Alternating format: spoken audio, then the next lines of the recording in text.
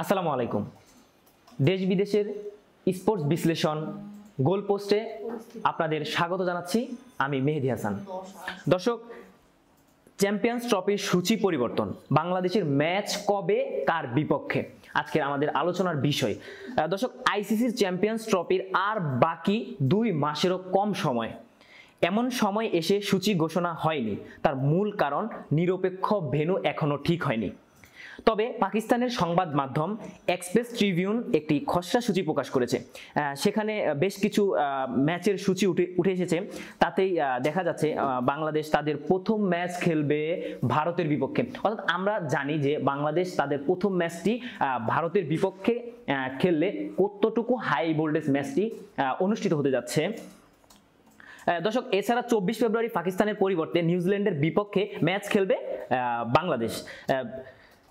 আর বহুল কাঙ্ক্ষিত ভারত পাকিস্তান ম্যাচ অনুষ্ঠিত হবে 23 ফেব্রুয়ারি। ভারতের প্রস্তাবিত হাইব্রিড মডেলে চ্যাম্পিয়ন্স ট্রফি আয়োজন সম্মত হওয়ার বেশ কিছু ম্যাচে আসতে পারে রদবদল, যেখানে বাংলাদেশের গ্রুপ পর্বের 3 ম্যাচ অনুষ্ঠিত হওয়ার কথা ছিল 20, 24 ও 27 ফেব্রুয়ারি। দর্শক, যেখানে প্রথম ম্যাচে ভারতের মুখোমুখি হবে বাংলাদেশ। হাইব্রিড মডেলের কারণে 2টি ম্যাচের প্রতিপক্ষ এসেছে পরিবর্তন।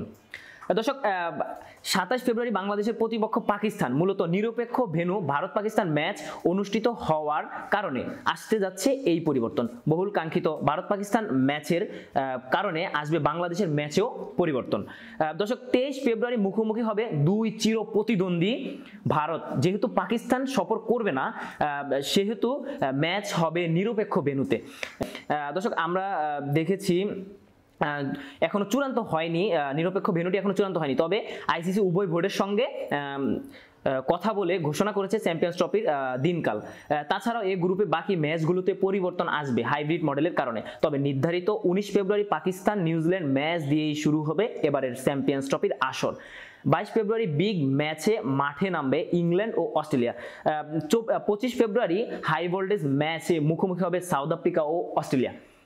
দর্শক, নিরপেক্ষ ভেন্যুতে অনুষ্ঠিত হবে একটি সেমিফাইনাল, যা 4 ও 5 মার্চ হবে 2টি সেমিফাইনাল। আর ফাইনাল অনুষ্ঠিত হবে 9 মার্চ।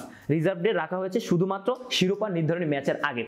দর্শক, এতক্ষণ আমাদের সাথে থাকার জন্য সকলকে ধন্যবাদ। আমাদের পরবর্তী প্রোগ্রামে আপনাদের আমন্ত্রণ রইল।